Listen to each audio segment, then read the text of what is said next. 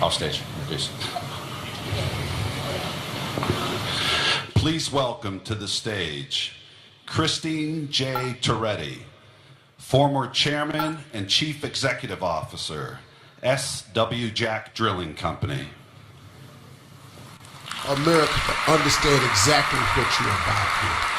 And you do want what's best for the country. How do you see this election going right now? Because you're gaining momentum now because of the presidential election. You got to take a short break for a minute. Do we want to make a wish, or do we want to make a choice? On one hand, we can wish we'll have a secure nation with no borders, but we know you need borders to be a nation in the first place. We can wish our economy will grow more than 2% when Washington politicians and regulators are beating down capitalism and making decisions that the market should make. But we've seen that doesn't work. We can wish that healthcare costs will be controlled when the federal government runs it. But again, we've seen that doesn't work. Do you still have the physician or the insurance plan you liked and were promised that you could keep? We can wish that America continue to be the greatest nation on earth, even if our leaders are dividing us by income, by race, by gender. And if you ask me, a divided America is something none of us ever asked for. We can wish that more than 2/3 of Americans polled didn't say our nation was on the wrong track, but we all know deep down that we need to get back on a better track, the right track. How about wishes and choices in energy? We can wish that the wind and sun immediately can be reliable sources of power generation.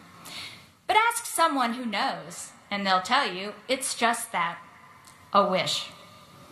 We can wish that politicians and others can be so smart and informed that they can pick and choose our sources of energy and remove all environmental risk from energy development and delivery. Now that's a wish for those who grasp a practical reality, and it doesn't exist. We can wish for an economic and geopolitical opportunity that can replace domestic oil and gas production, consumption, and exports, but it's hard to imagine what in the world that might be. I think in our heart of hearts, Americans are choice makers. We want to assert ourselves and use the best information, coupled with common sense, to make decisions that we believe will make things better. Let's talk about choices in energy. It's a choice to look at a nation with millions of miles of underground pipelines of all kinds that for decades have served our energy needs, our communities and businesses and families, and see a president and government shut down a $4.5 billion project in North Dakota, and Keystone before that. Now that's when we say to ourselves, there's got to be a better way. It's a choice to look favorably at epic oil and natural gas technology and innovation with the potential to dramatically change our economy, to create millions of opportunities for people to go to work, to take care of their families and to prosper. That's a choice we can all get behind if we have a leader who will lead on it. It's a choice to question people who blindly fight against clean-burning natural gas when it is delivering so many environmental and economic benefits to so many people, especially low-income households. It's a choice to be the nation's leader and say, from now on, we will all work together to have a sustainable energy system that's as environmentally friendly as possible, but we're going to invest in innovation that makes all energy as efficient, affordable, and accessible as it can be for everyone.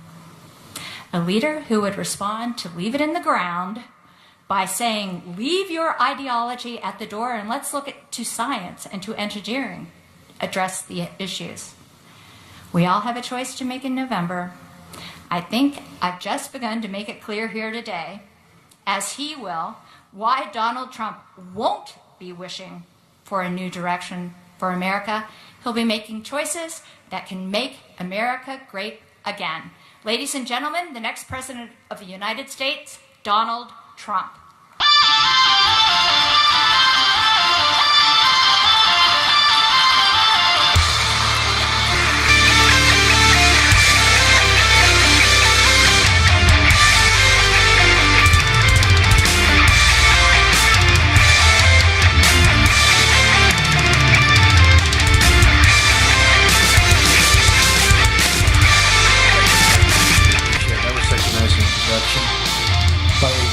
unexpected woman, I have to say. It's great to be with so many of my friends. Oh, you will like me so much. You will get that business. You know, all my life, that business has never had problems. But in the last 7 or 8 years, it's been tough. With the EPA, with all of the different difficulties you're going through, you are going to like Donald Trump, and all of the workers that get put to work, they're going to love Donald Trump. So that's good. And I just heard from Rocky Blyer. He endorsed me. I said, can I say that? I said, yeah, I love tough people. And he's a tough cookie, and he just endorsed us. We have great relationships, and, you know, it's really been something. We've had some great poll numbers come out just today. Rasmussen is 5 up nationwide, and I guess you probably saw Ohio is doing great. We're 4 or 5 up. The Fox poll came out last night, and doing great. Pretty much we're doing great where we have to do great. Florida's been terrific, and I think we're going to have a big, big victory right here in the state of Pennsylvania, and I think it's going to be a big victory. I went to school here. My children went to school here, so it's a very, very special place to me. I also want to thank the Marcellus Shale Coalition and Ohio Oil and Gas Association and the West Virginia. Oh, that West Virginia! What a victory I had there. It was almost like running on a post. All of the folks in West Virginia, they have been so great. They have been great, right from day one. And now it helped when Hillary made the statement, I'm going to put all those mines and miners out of business. That was not a good statement to make. I don't know. Maybe she knows something I don't know. But your organizations represent tens of thousands of jobs for hardworking Americans. Let me also recognize a really good friend of mine, an amazing guy, Harold Hamm. Where's Harold? He's here someplace. There he is. What a great guy. I spent a half an hour with Harold and dozens of hours. I mean, I spent so much time with all of these different folks, but I learned more in a half an hour with Harold Hamm than I made with all of the consultants put together. That I can tell you. But they tell me that a Republican can't carry the state of Pennsylvania. Wait till you see what happens here. Wait till you see. And I don't believe it, and you don't believe it. And I think you're going to have yourself not only a victory, but a really big one. That's going to go a long way to tell you what a wonderful industry you're in. And I have to say, do whatever you can to get out the vote, November 8th. Do whatever you can, because a lot of things are happening, a lot of forces are happening, whatever you can. So it's great to be in Pittsburgh, the Steel City. I have a lot of friends here. Under a Trump administration, we're going to bring back our steel jobs, and we're going to rebuild this nation, so importantly. Before going any further today, I want to address the turmoil unfolding right now in our country. And it seems to be a never-ending problem. America desperately needs unity, and it needs the spirit of togetherness that has not really only got us through our toughest times, and we've had some tough times, but which has lifted us up in the past to our greatest achievements as a nation. Every day I see people of different backgrounds working together for a common good, and we need to bring that spirit to every part of our country and become one American nation, united by shared values and principles as American citizens. We have to do it. And we have to respect our flag. We have to respect our flag.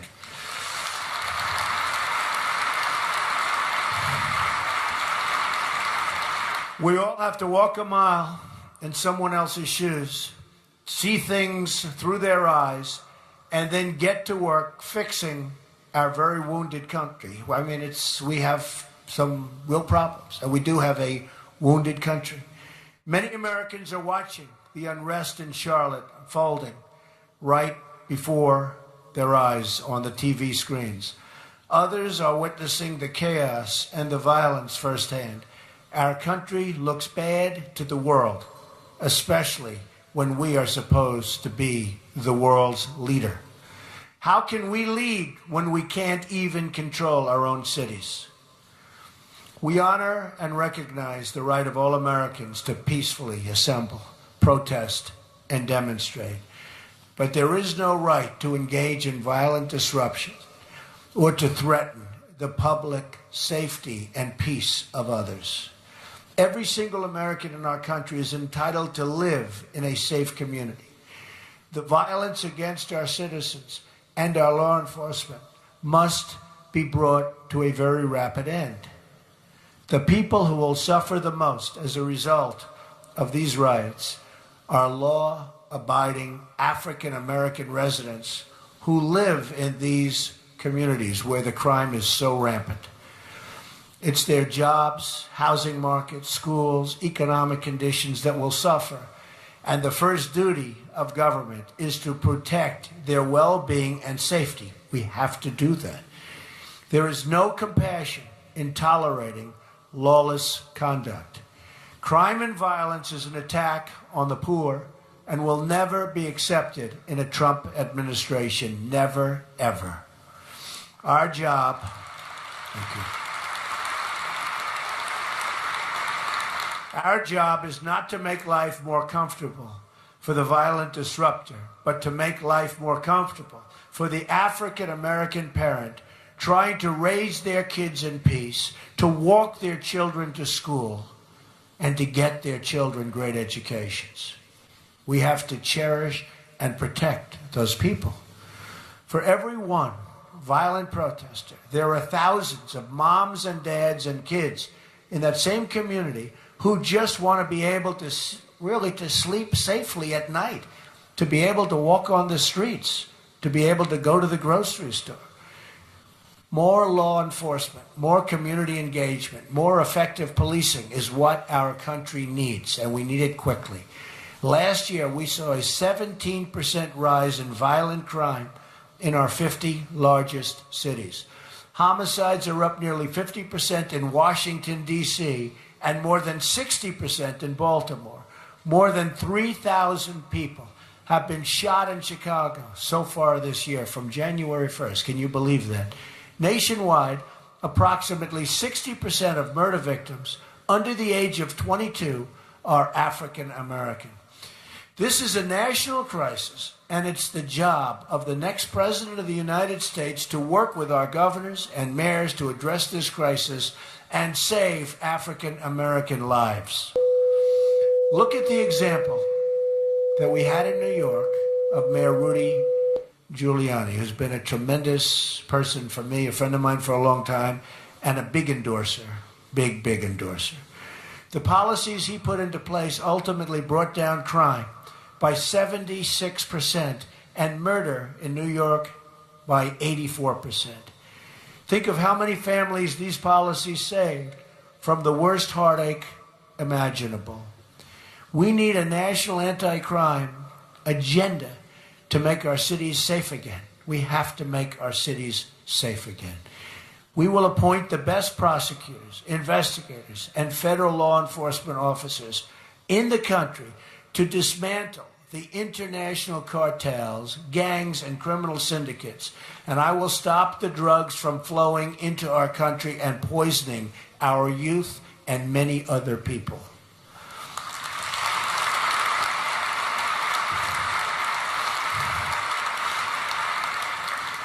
And if you're not aware, drugs are a very, very big factor in what you're watching on television at night.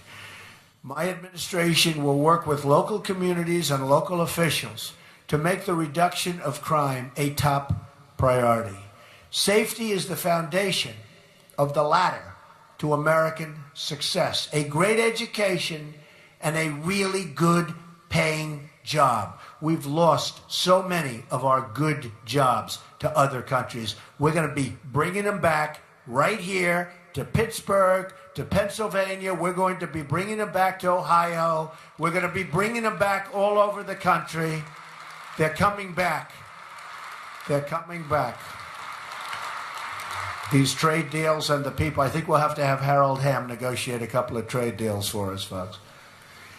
To have the best schools and the best jobs, you must have safe communities. That means we must recognize the contributions of our police, who come from all backgrounds and all walks of life, and who often thanklessly risk their own lives to protect innocent people, many of whom they've never met. We all remember earlier this year when officers in Dallas, hunted down for execution, continued protecting the public until their last moments on earth. They were killed. Every day, police officers risk their lives for really complete strangers, and in every year, many of them will go out on calls and never return. It's tough being a police officer, and it's hard now even recruiting police officers. It's a tremendous problem. Police are entrusted with immense responsibility, and we must do everything we can to ensure that they are properly trained, that they respect all members of the public, and that any wrongdoing is always, and it will be by them, vigorously addressed. Has to be. But our men and women in blue, and you know this, the men and women in blue need your support. They need your thanks, and they need your gratitude. They are the line separating civilians and civilization from total chaos. They are also the front lines of defense in the war on terror, as we saw recently with their quick action following the terrorist attacks in New Jersey and New York, and the off-duty police officers. I mean, you saw the heroics of the off-duty police officers in Minnesota. An amazing job they did, catching this horrible person so quickly. How do you do that? They figured it out. And within a short period of time, they were able to capture him. I mean, who could do that? That's tougher than finding oil, I will tell you. Right? In addition to providing safety, we must provide economic opportunity. And that begins with school choice and leads to a secure job with a rising income. This brings us to the subject of energy. Producing more American energy is a central part of my plan to making America wealthy again, especially for the poorest Americans.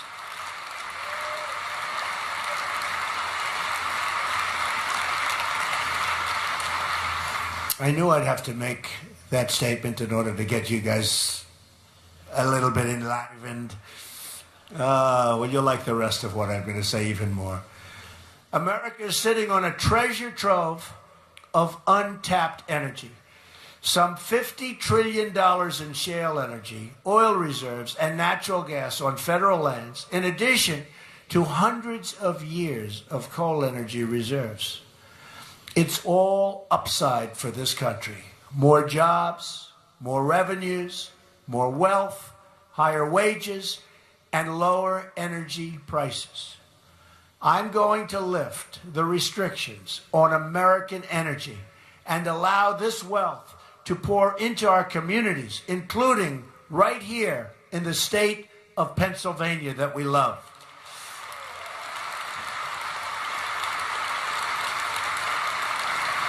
According to the Institute for Energy Research, lifting the restrictions on American energy, including shale production, will accomplish the following. Increase GDP by more than $100 billion each year. That's good music. Add over 500,000 new jobs annually. Increase annual wages by more than $30 billion over the next 7 years.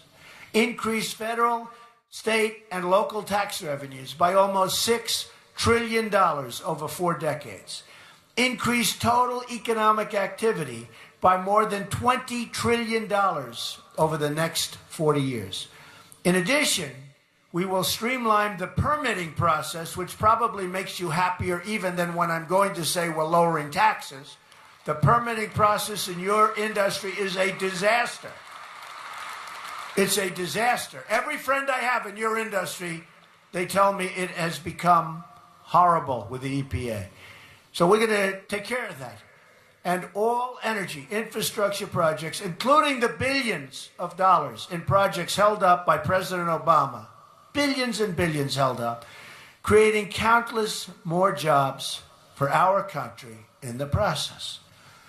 Overall, my entire economic plan, tax reform, regulatory reform, energy reform, and trade reform, will create at least 25 million new jobs over the next 10 years, assuming an average growth rate of 3.5%.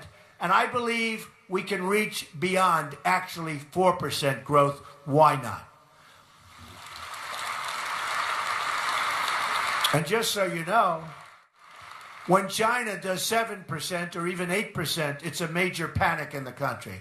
They then start devaluing, of course, and they get their numbers up, much to our chagrin. My tax plan includes a 15% business rate. Think of that. So that we're reducing taxes from 35% all the way down for business to 15%, turning America into a jobs magnet. Hillary Clinton would raise taxes on some small businesses as high as 45% and probably even higher than that. And as far as regulations are concerned, it will be beyond anything you're experiencing right now. So you better get everybody out to vote, folks, so you can sort of forget it. And all these jobs that we're talking about will go in the opposite direction. Income taxes will be simplified from 7 brackets to 3. And middle-class Americans will get a major tax cut, including child care deductions and tax-free child care savings accounts. My plan includes the elimination of all unnecessary regulations and a temporary moratorium on new regulations not compelled by Congress or public safety.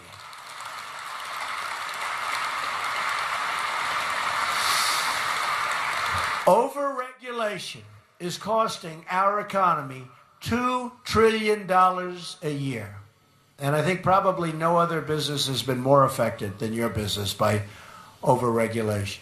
And one of the things I've seen, despite this massive tax cut, the biggest since Ronald Reagan and maybe beyond that, from 35 to 15, people are more excited when I talk about the fact that we're going to be cutting massively regulations. We need regulations for safety and environment, but regulations are becoming a major industry right now, and we're going to make it a much smaller industry, maybe a minor industry. Your regulations are going to be cut back to a point that you'll be able to have your businesses, grow your businesses, and start new businesses. And you'll never be able to do that with what has taken place over the last 8 years. And I just think it's a very important thing. And what has really impressed me is people in business have actually felt more strongly about that even than the tax cut itself. So I understand that very well.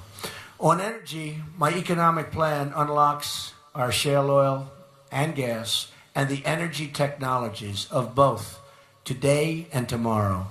Finally, my plan includes a renegotiation of America's trade deals and an enforcement of trade rules to increase jobs and wealth inside the United States. We have people right in this room that could do so well for us. We have negotiators of our trade deals who are political hacks, who are people that don't know the first thing about negotiation. Of course, you could just look at the Iran deal and you understand that. The deal that was made recently with Iran. What a deal that is. I mean, we have half of this room could have negotiated a deal 10 times better, and a lot of the people in the room just wouldn't have made the deal, and that would have been a lot better.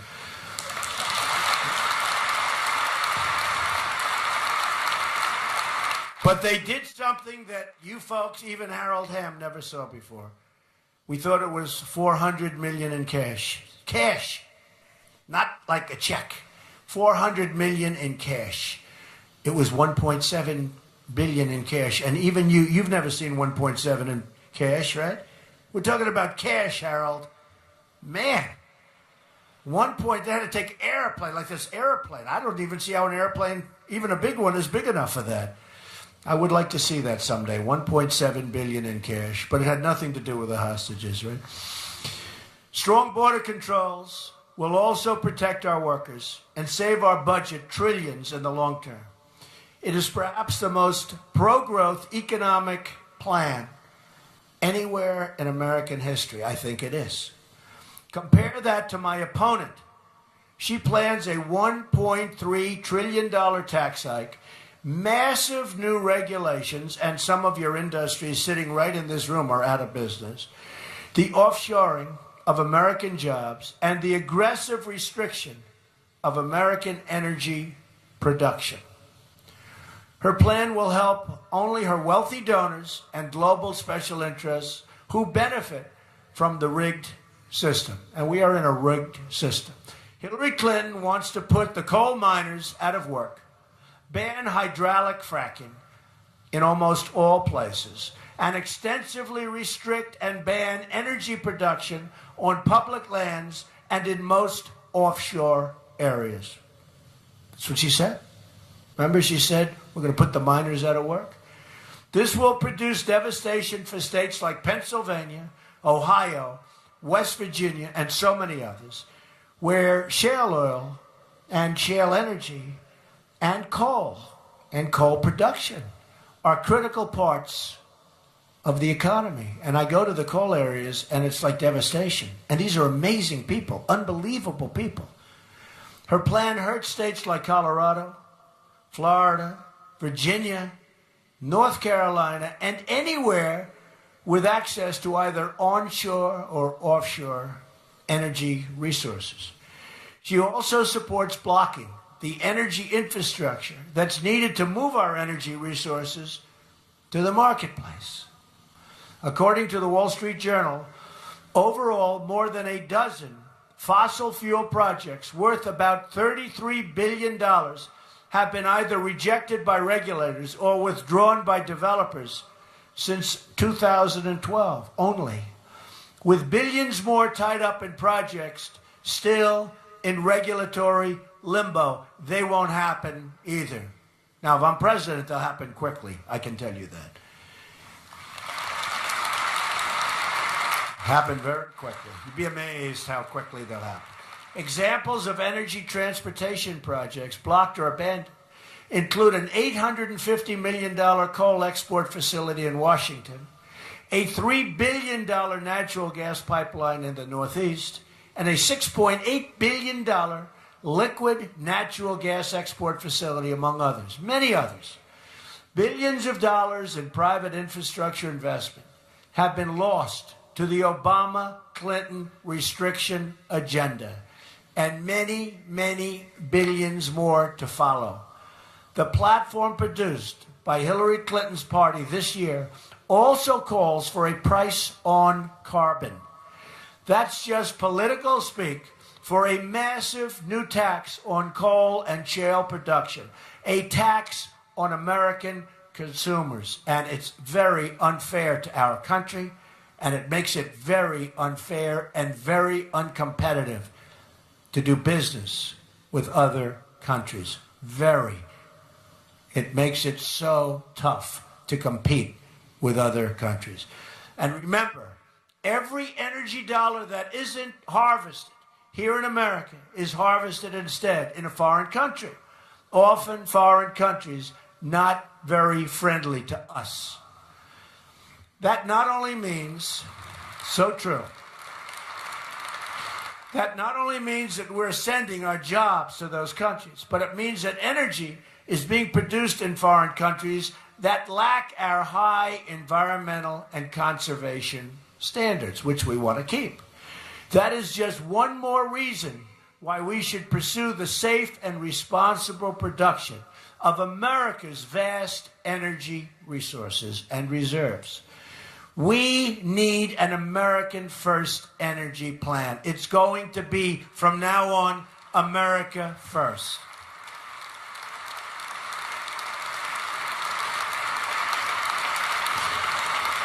This means opening federal lands for oil and gas production, opening offshore areas, and revoking policies that are imposing unnecessary restrictions on innovative new exploration technologies.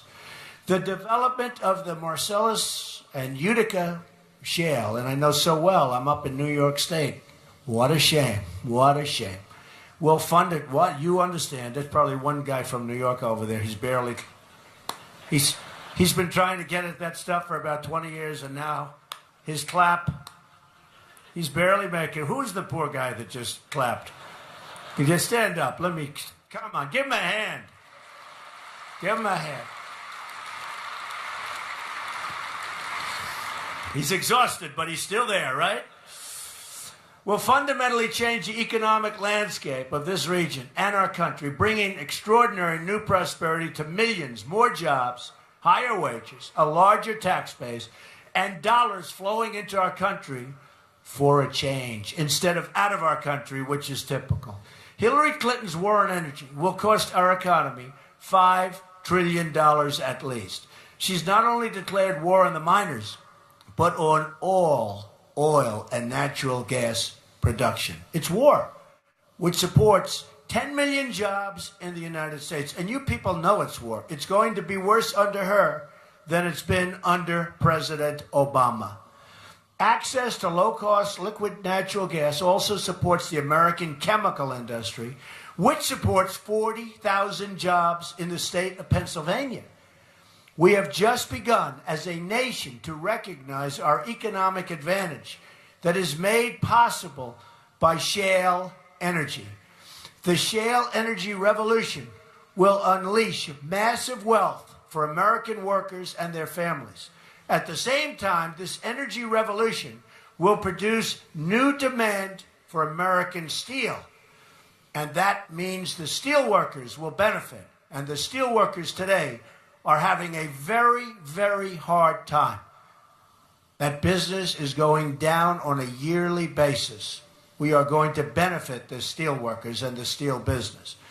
But federal restrictions remain a major impediment to both shale production specifically and energy production in general. Currently, less than 10% of the federally managed surface and mineral estates are leased for oil and gas development.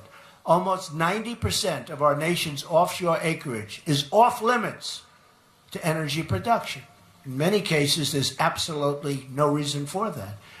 Our energy policy will make full use of our domestic energy sources, including traditional and renewable energy sources. We want everything.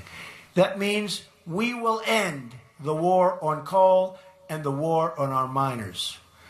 I will rescind the coal mining lease moratorium, which is a horrible moratorium and so unfair, the excessive Interior Department stream rule, and conduct a top-down review of all anti-coal regulations issued by the Obama administration.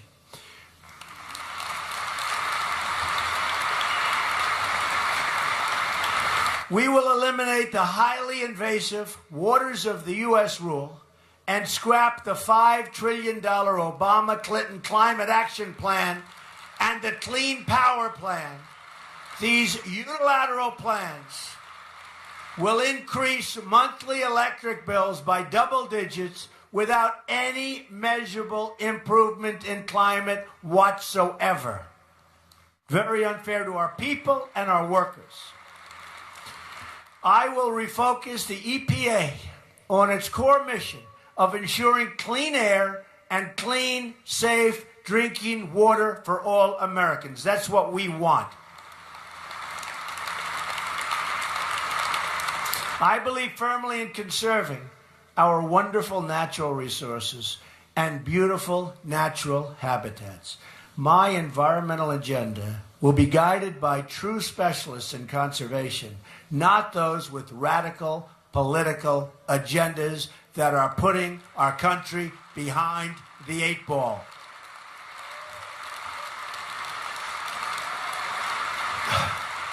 It will be a future of conservation, of prosperity, and of great success for the people in this room and for all of those people that you employ, the tens of thousands of great people that you employ.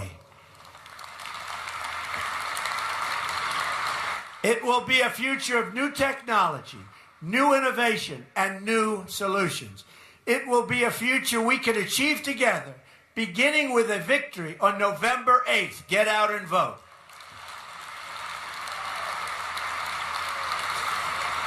We will make America wealthy again. We will make America safe again. And we will make America great again. Thank you very much. Thank you. God bless you. Thank you. Thank you, everybody. Thank you. Thank you.